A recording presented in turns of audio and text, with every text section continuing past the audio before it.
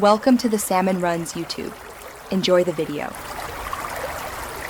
You open Chrome and act fast, update if needed, enable cookies, and navigate to web. WhatsApp. Calm. On your phone, open WhatsApp, tap Settings, then link devices so the scanner appears. Make sure both devices share a reliable network and that your phone's screen stays awake while pairing. Once the QR code is visible in Chrome, point your phone's scanner at it and tap to confirm. This immediate setup gets you connected and ready to use WhatsApp in the browser without delay. Once linked, Chrome begins syncing messages. Be patient if histories are large because initial sync may take time.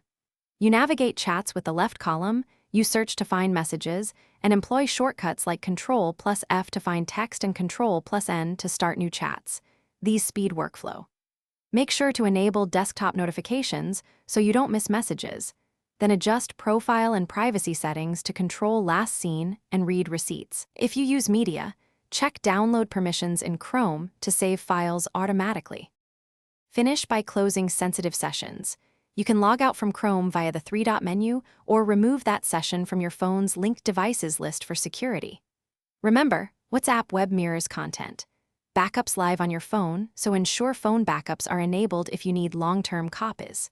If something goes wrong, like media not downloading, first check Chrome's site permissions and disable any VPN or proxy, then reload the page. That single troubleshooting step resolves most connectivity and permission issues quickly.